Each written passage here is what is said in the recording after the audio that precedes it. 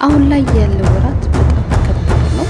በተለይ ሐምሌ፣ ነሐሴ፣ መስከረም ከባድ ነው። በተለይ በካምፓኒ የመጣን እንደዚህ በራሳችን አይዲ የምንሰራ በጣም ከባድ ጊዜ ነው።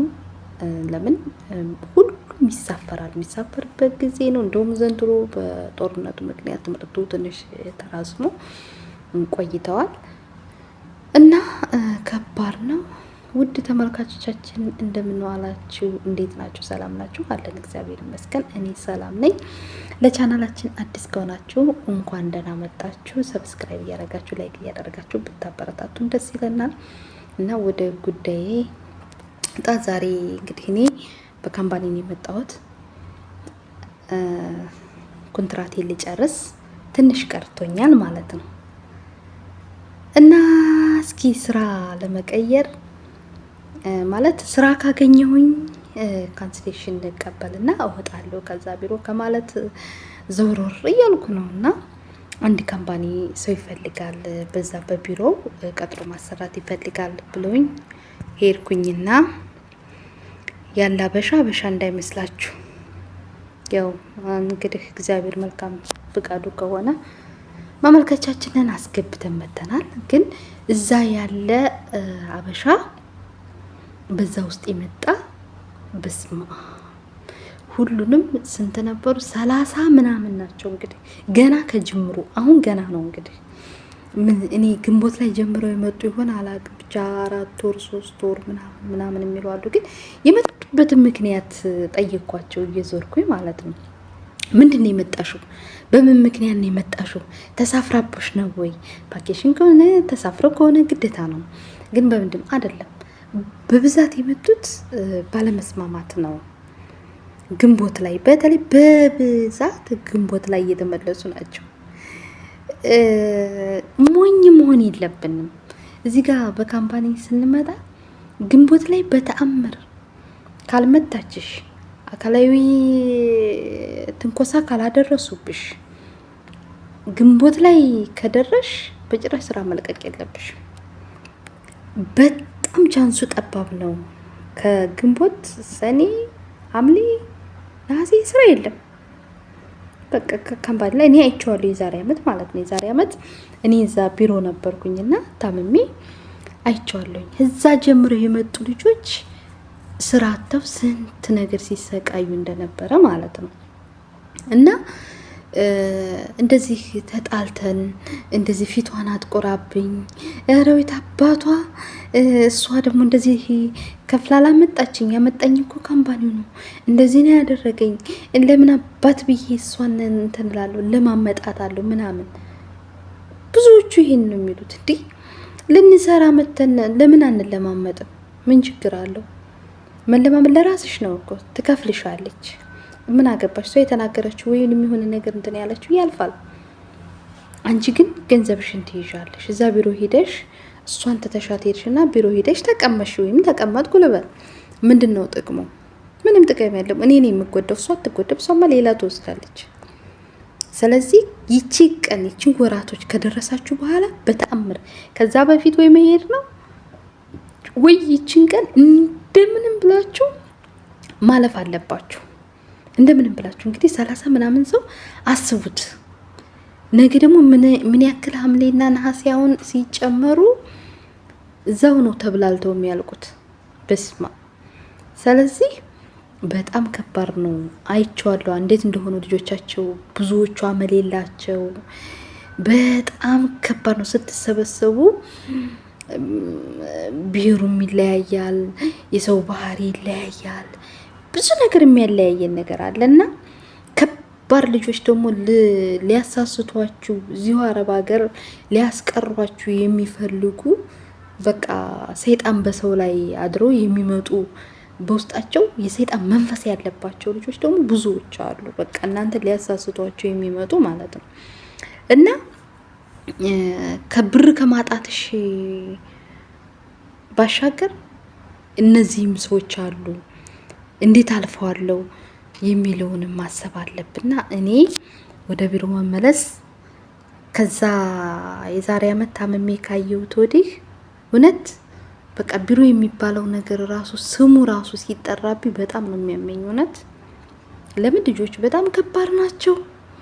ከዛ ላይ ቢሮዎቹ ከባድ ናቸው። ያው እኛ የገቢ መሰብሰቢያ ነን እንግዲህ በካምፓኒ የመጣ ልጆች በእኛ ብር በጣም ነው የሚሰበስቡት። ያዲያ ኢንሹራንስ ምናምን ያሰራንበት ምን ያልንበት እያሉ እዛ ሳንሰራ ቢሮ ላይ ከተቀመጥና በእኛ ላይ ስቂት ነው የሚያደርጉን። በቃ እንትናቸው፣ ቁጣቸው፣ ብዙ ነገራቸው።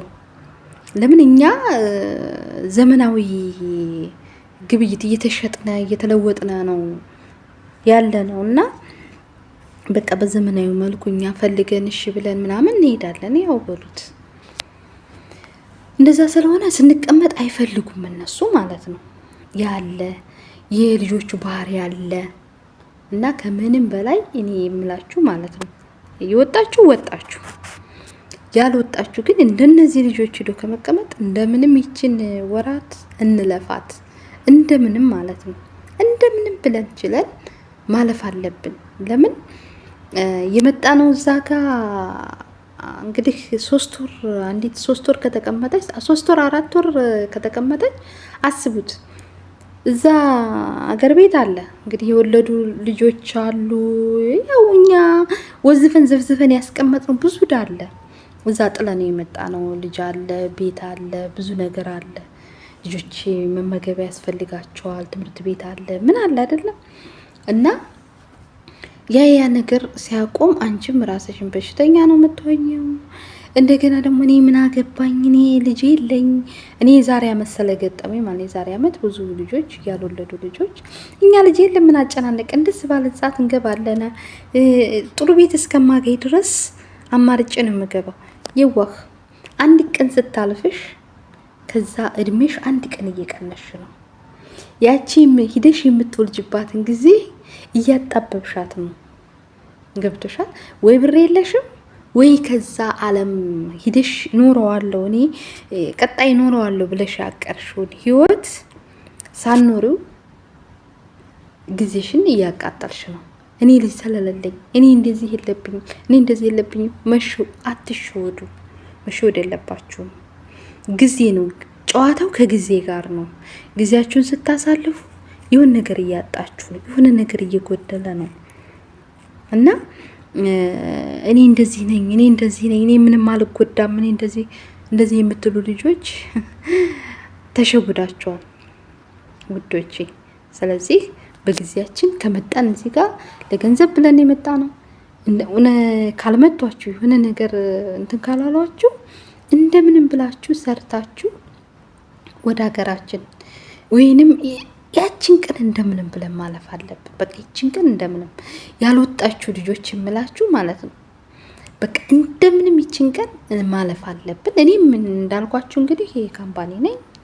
ስለዚህ እንደምንም ብዬ እኔ የምሰራውን ስራ ብነግራችሁ በጣም ከባድ ነው ከምላችሁ በላይ ማለት ነው። ግን እዛ ጋር ሂጄ ላለመቀመጥ ሰዎች ጥሩ ሆኖልኝ ሳይሆን አልጋ ባልጋ ሆኖልኝ ሳይሆን እዛ ሂጄ ላለመቀመጥ በቃ ብዙ ነገር እየጣርኩ ነው። ከዚህ ስራ ደግሞ ለመውጣት ብዙ ነገር እየጣርኩ ነው። እዞራለሁ ፈልግ እና እንግዲህ እኔም ያው እየፈለግኩ ነው ውዶቼ። እንግዲህ እግዚአብሔር መልካም ፈቃዱ ከሆነ ከካምፓኒ ለመውጣት ማለት የተሻለ ሰው ካገኘው አይዲ የሚያሰራልኝ ካገኘው ምናምን እላለሁ።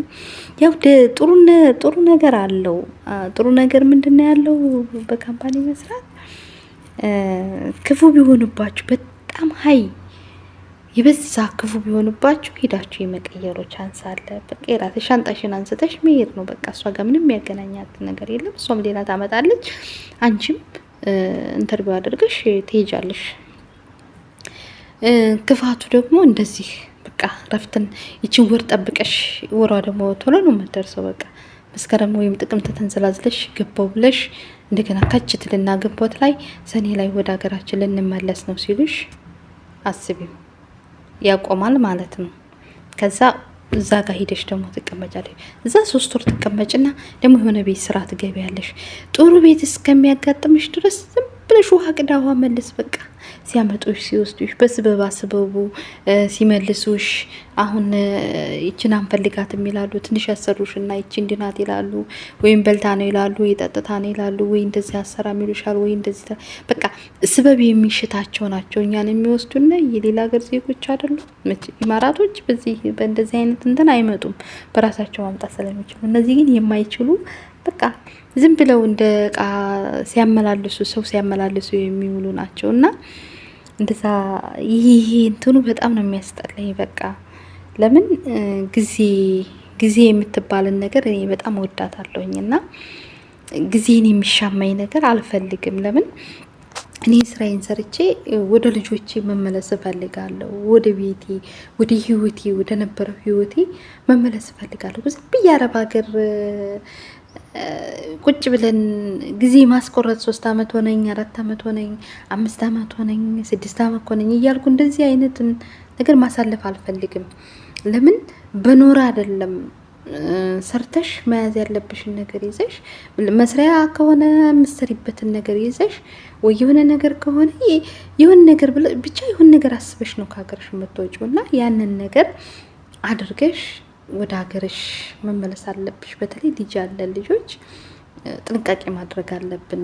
ብዙ ነገሮች መቻል በጣም ሰፊ ልንሆን ይገባል፣ ከምንም በላይ ማለት ነው። ድሮ ልጅ በሆንበት ሰዓት ወይም ልጅ በሌለበት ሰዓት ላይ የምናደርጋቸው እናንተም ዝም ብላችሁ ወስልቱ ማለት አይደለም፣ ግን ከምንም በላይ ልጆች እዛ ጋር የኛን እንትን ክትትል ያስፈልጋል።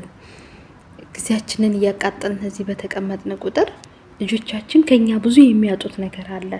አባቶቻቸው ምናልባት አያቶቻቸው ጋር በተለያዩ መንገድ አስቀምጠናቸው ይመጣናለን።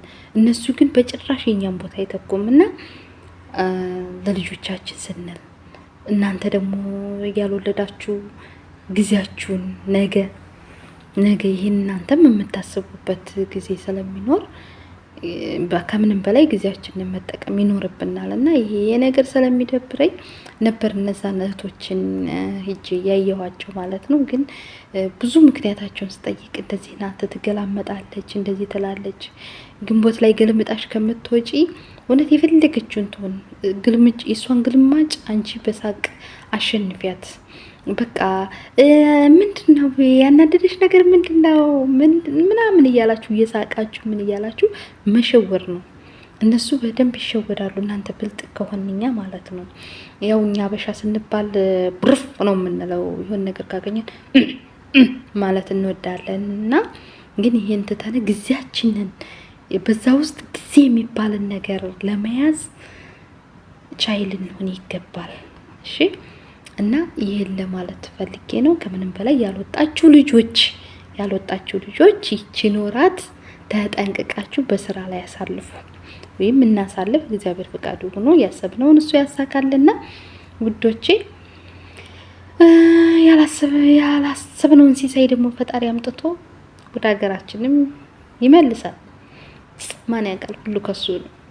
እና ይሄን ለማለት ነው የኔ ውዶች። አመሰግናለሁ ስለምታበረታቱኝ፣ ከጎኔ ስለሆናችሁ። በሌላ ቪዲዮ እስከምንገናኝ ድረስ መልካም ቆይታ። አዲስ ከሆናችሁ ግን ሰብስክራይብ ማድረጋችሁን በጭራሽ እንዳትረሱ። ላይክ አድርጉ፣ ኮሜንት ላይ አስተያየታችሁን ጻፉልኝ። ለኔ ትልቅ ነገር ነው፣ ያበረታታኛል። እሺ